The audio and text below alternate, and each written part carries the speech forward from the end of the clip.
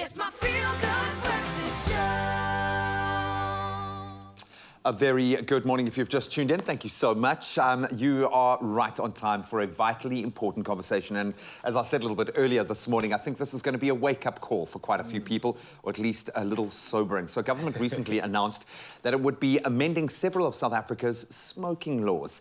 Yet still unregulated e-cigarette products are marketed to, in particular, young people and very easily accessible. In shopping malls, colourful vaping kiosks are in plain sight. We've got sleek designs, hundreds of flavours and colours increase that product appeal and then create a perception, unfortunately, that these products are safe. And this is fueling youth e-cigarette uptakes. Yes, it is indeed interesting stuff. So today we are discussing vaping, e-cigarettes and their associated risk with consultant pulmonologist at Groote Schuur Hospital's Professor Richard van Zyl-Smit, as well as, we've also got Cleo Hofmeister in the building. She's a cigarette consumer, or e-cigarette consumer, and she's got an incredible story that we are hoping to share with you. And maybe it can assist you in kicking the butt on the butt, as she was saying earlier. So we're encouraging you at home to join in on the discussion and share your thoughts and experiences with a voice note on our WhatsApp line, and that's 063-408-8863. Ladies and gentlemen, good morning. How are we doing, firstly? Welcome. Lovely to be with you. Thanks for having us. I know we joke about this, and I suppose that's our way, is to make light of things that potentially could be very serious. We were joking at the beginning of the show, this could be the best day of a person's life, the day that they change the course of their lives, and that's how big this actually is. Now, Cleo, I'm going to start with you because I think your personal story paints quite a good picture here. So how did you get introduced to the e-cigarette culture and make that transition into that space? Talk us through your journey. Okay, so I started obviously smoking cigarettes, wanting to get off it, you know, and at the end of the day, I realized, okay, let's try vaping because everyone's talking about it. The youth is like on it. Let's do this. Did it seem like the healthier option? It seemed like it. Funny enough, I found out that it wasn't. So at the end of the day, I just decided, okay, let me try this. And then when I got into it, I started feeling a bit groggy and things like that. So, and then I actually got a lung infection. Oh, serious? Yes, okay. And it's actually recently, so I actually stopped. Oh, wow. Yeah. Okay. Look, Doc, maybe I can ask you this question because I'm sure this is not the first time we hear an example like this. I mean, I have so many friends that I heard of that were like, cool, we're going to get an e-cigarette now. It's going to be the cure to weed myself off smoking, the combustible cigarettes, right? But at the same time, it seemed to kind of replace it, and then frequency in use almost increased because it's so easy, it's so convenient, it tastes so good. I mean, I smell these flavors of smoke coming past and I'm like, that sounds beautiful. It's like a little breakfast in the morning. How often is this the case that you maybe see in your scenario, and how dangerous is this actually? So yeah, it's a really interesting space as an academic, as a pulmonologist, as someone who runs a smoking cessation clinic from a health perspective, the challenges. And we see it very differently from the consumer aspect. Cigarettes are a disaster. So, I mean, let's just make that clear. And so when you compare something to cigarettes, yeah, they're going to be safer, but cigarettes kill half the people that use them. So that's the wrong comparison. It's compared to fresh air, where we really should be looking at, and how much more dangerous are e-cigarettes compared to fresh air. So the risk of infection, for example, is much higher with tobacco cigarettes, but much lower with e-cigarettes compared to tobacco, but compared to fresh air, much higher. So the marketing guys always talk about compared to cigarettes. We really, in this conversation, should be talking about compared to fresh air, not the other comparison. Love that perspective. Look, and if we're not used to the advertising beast by now, and especially in that cigarette space, but it was very heavily regulated because of this, and I would assume that it's not going to be too long before e-cigarettes are going to receive the same regulation. What is actually happening to your lungs when you are sucking on a vape, on an e-cigarette? Break it down for us, and what are the potential dangers as opposed to fresh air going into our lungs? So there are four major components of e-cigarettes. The liquid bit, which is vegetable glycerine, that you guys might use in your cooking show later. Propylene glycol, which you guys will use when you're doing your stage performances. The stage smoke, that's propylene glycol. The flavorant, which you use in cooking. and the nicotine. So each of those elements form part of a cigarette in different configurations, different flavorants. And the big challenge, particularly for us in research, is like cinnamon, for example. You put it on your cinnamon bun and eat it, it's fine. Amazing, yeah. But if you heat it to 200-300 degrees and then breathe it in, it's a completely different ballgame. And so even the flavorants, vanilla, cinnamon, all of those flavorants, when heated to very high temperatures, change their chemical construction and can cause damage that can increase your risk for infection, that can damage little hairs on the inside of your lungs that keep all the bugs and phlegm out. Nicotine can also cause issues with blood pressure. So each of those components have their own separate issues, which if you put them on a table are absolutely fine. Heat them and breathe them in, it's a different ballgame.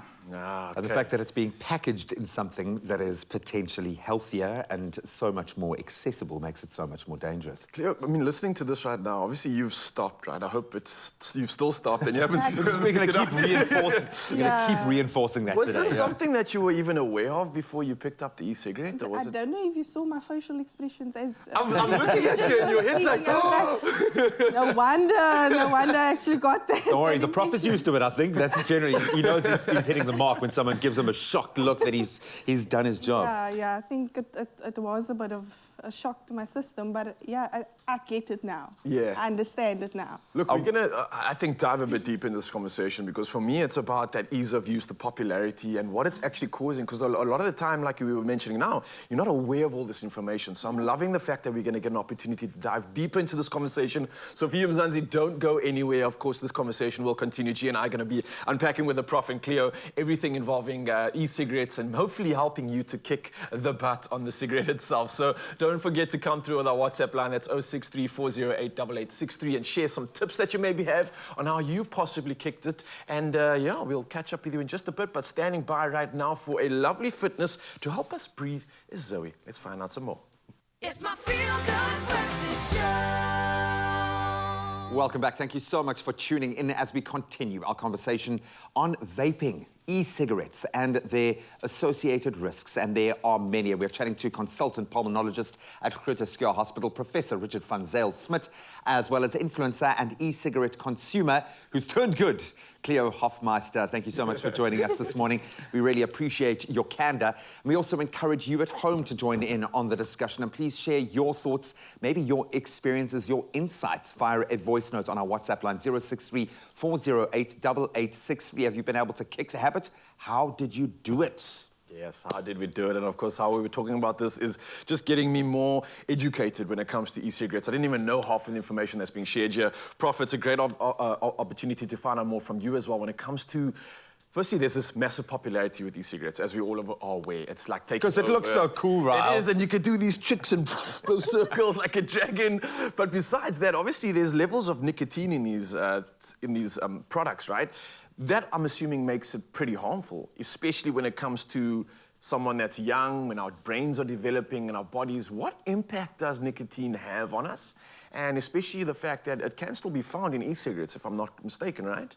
Yeah, so rather, I mean, there are two major things with nicotine. One is the concentrations differ depending on which brand you're using, and how much you actually get in is different. So it's not clear exactly how much people are getting, but Cleo will tell you, as an ex-smoker, the more you need, the more you take. And so you just adjust your habit. So the old sort of light cigarettes, you just smoke more of them so that you get your nicotine levels. What's a major concern is the adolescents and the nicotine. And what e-cigarette manufacturers have done very cleverly is they've changed this chemical structure of the nicotine. So cigarettes are particularly bad tasting. You've got to actually work quite hard to continue to smoke. But e-cigarettes, the nicotine is changed, and so it gets absorbed easier, and it's more palatable. So we saw in the US huge numbers of adolescents being addicted to nicotine because of this chemical change. And the adolescent brain, as it develops, is higher risk for becoming addicted to things. And so I have a major concern, and there are many of us that have major concerns about nicotine exposure in adolescence, different when you're an adult. When your brain's 25, 30, compared to a brain at 14, 15, it's a different ballgame. And so we really need to separate vaping as adults and fun tricks to vaping in adolescence. It's a different issue. You know, I'm listening to this and kind of going through the motions in my head, and I'm thinking, why? Why are these not regulated? Why have we come so far with cigarettes and not with vaping and e-cigarettes when clearly we can see the dangers? Or can we? I want to know from you, Cleo, when you got into this, did it feel like a healthy alternative? Did it feel like, were you aware of any of these dangers? Did you see anything on a packaging listed somewhere? Was there anything to indicate that you were making a bad choice? Yeah, like I said earlier on, I was shocked to hear all of these things. In the beginning, I started like, okay, it is healthier because it's like smoother and everything. And then I started getting my symptoms. And then I was like, okay, no, I think it's bad. But naughty me, I continued. And then, yeah, just from there, I just went downhill. You're not alone, okay? You are definitely not alone, so we're not judging. This is a safe space. How much did it cost you? What was the impact on your wallet? Look, I just started with the disposable ones. So it actually became cheaper than cigarettes. So that's also another danger. But then, like Prof said, you know, the more you want all the time. So I got addicted to it. So obviously, the more the disposable ones, I just threw it away, bought a new one. And then it obviously became more expensive as well because there was a demand for it. And yeah, it didn't help. And you were just in the system by then, of course. And I'm assuming there was nicotine involved in the yes, so the one well? that I was using had 5% of nicotine. All right. Look, we've got so many voice notes coming through. Your conversations are inspiring people in Mzansi. We've got one from Jocelyn. I don't know if it's a tip or not, but let's hear what Joss has to say. A very good morning to my Expresso family. I was diagnosed with asthma 26 years ago with the birth of my youngest son. I was advised by the doctor to stop smoking because it's not good for the lungs. Well, 27 years later, I stopped smoking by the grace of God and a strong willpower. Thank you so much, Jocelyn Alba Gardens. Bye. Testament. And it is something to Joss. celebrate. It really is. I mean, people fight their whole life to kick a habit like this. Well done. We've got another voice note coming through. Let's hear what they have to say. Good morning, Feel Good Breakfast Show. My name is Kediboni and I was once a smoker. It was so hard for me to quit, but when I met my husband, I tried really hard to hide it, and I was smoking in secret until I fell pregnant with our son, and then I stopped and never looked back. Yes. I think pregnancy has helped a lot of people kick a lot of habits, so there's magic in that, which we absolutely love. And thank you so much for sending those voice notes. Please keep them coming. Prof, how close do you think, as someone who is playing kind of on this front line of this particular war, if you will, what needs to kick in for regulation to happen now? You know, we see, obviously, government has a focus on this area. How far away, knowing the risks that are associated with this and the fact that it's blindsiding so many people, how far away from regulations are we? Where in the life cycle do we sit? So, Graham, it's a contentious question. The regulations are sitting. They have been sitting. They're all there. They're just waiting to be signed off. And so it's one of those things that have been, you know, if you asked me 5 years ago, I would have said it's coming soon. Answer, yeah. I think we are close. There is a real push at the moment. I think the epidemic of COVID has at least advanced that, but obviously there are other issues that government is focusing on. But the regulations are waiting. They have been promulgated. They need to be signed off. There's feedback from the public. All those processes are happening. And so we could see it in 2 months. We could see it in 6 months. We could see it in a year, depending on how long government takes. But they're all there and waiting to go. Let's hope it doesn't take a high-profile case, a tragic story, to push them over that verge, as is often the case. We're going to continue this discussion in just a moment. We are honing in on vaping, on e-cigarettes that you might think is a healthier option to cigarettes, but it isn't necessarily the truth. And, of course, we're going to continue to help you hopefully kick the habit in just a moment. It's my feel-good breakfast show. Yes, Zanzi, welcome back. Your Feel Good Breakfast Show right now, and we are continuing an incredible conversation on vaping, e-cigarettes, and the associated risks. And as you heard earlier, failure to properly regulate e-cigarettes ignores their harmful effects. Now, in addition to this, it's also ushering in a new generation of nicotine addicts. Now, we're joined again by consultant pulmonologist at Groote Hospital, it's Professor Richard van Zyl-Smit, as well as influencer and e-cigarette consumer Cleo Hofmeister. What do you say, ex-e-cigarette Yes, consumer? I like that. But like all of us who have battled any kind of addiction or these kinds of patterns in our lives, you're fighting the battle. So we applaud you for that, and hopefully we can help you kind of reinforce your commitment to that journey. But Prof, I've got to start with you quickly. Secondary smoke. There is this notion, again, that e-cigarettes, that the vaping produces a far less toxic smoke, hence people are smoking indoors, around other people, around children. Is this the case? How toxic is secondary smoke when it comes to vaping? So let me correct you, Graham. It's vaping. It's not smoke. The vaping industry will get very upset with you for calling it smoke. It's not smoke. It's not smoke. It's vapor. Vaping. Not smoking. You're sucking. Yeah. So the challenge is that secondhand tobacco smoke is significantly more dangerous than fresh air. Let's make that clear. There are lots of associated risks with tobacco smoke. Secondhand vape is less clear.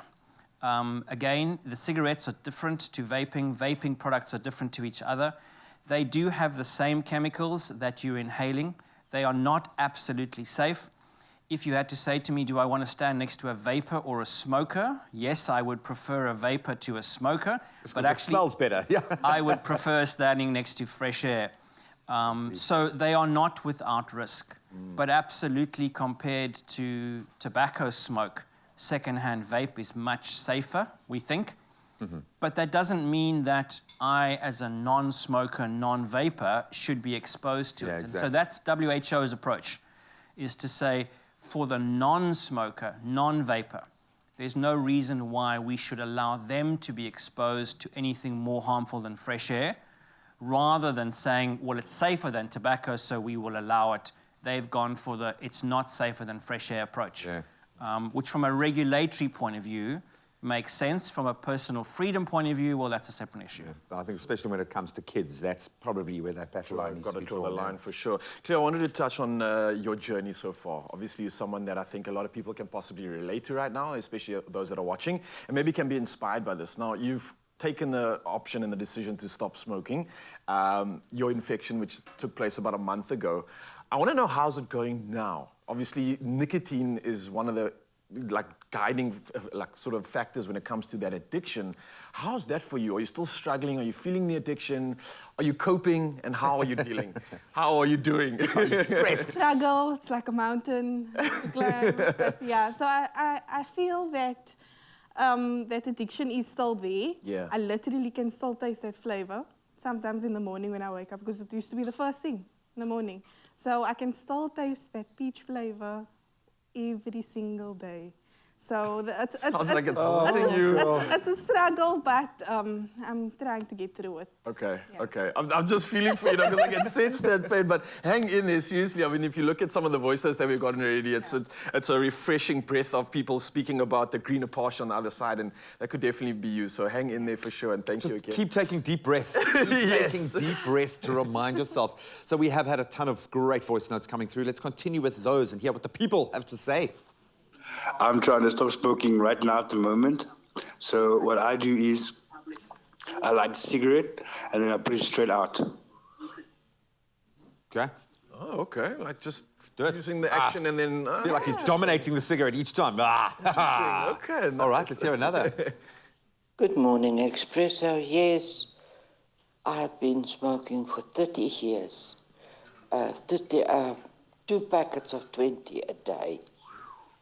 But with the grace of God and after prayer, I just left it. And I didn't have any craving or feel like smoking again. And it is 17 years ago already. Wow. Thank you. 2 packs a day. You see that often, Prof? Guys just suddenly after 20, 30 years, done, I'm over it, and then they're fine. I've seen it enough to recognize that it does happen. But on the other hand, you will have the Cleos who may not have been doing 20 a day will still have the craving. It's one of those very weird things. For some, today's the day, stop, done, no cravings. For others, 20, 30 years down the line, Still fighting. Every time they have a past drink, the they're cigarette, still they can. fighting it, Yep. So Kryptonite. for each person, the cigarette, the e-cigarette, is doing something in your life, and some really struggle with the addiction, some really struggle with the habit, and so for each person, that journey looks different, which makes it challenging from a healthcare point of view to say this is how you should do it. But I've heard all the stories, and it is amazing. So I always ask the stories because they're instructive. And I said there are people that are 40 a day, today's the day, finished, klar, nothing. And others that will struggle for the rest of their lives. We understand that it is a very personal journey that I think the main thing here is to take the first step. However that journey goes and however long it takes you, I think the intent is absolutely vital. There are so many people that can help you, like the Prof, on this path to a healthier version of yourself. But take some inspiration from Cleo. The fact that you take that first step is that change in course. And you can do that right now in your own life, whether it's lighting a cigarette and putting it straight out again, or just making the choice and never touching a cigarette again in your life, and certainly steering clear of vaping as well. You need to look after your body, and certainly this is one way that you can make a very big change. Yeah, definitely. Now, standing by, Grant has some tips for us and is coming through with all the latest when it comes to tech and maybe helping us with this problem too. So stand by for the magic. We'll see you now.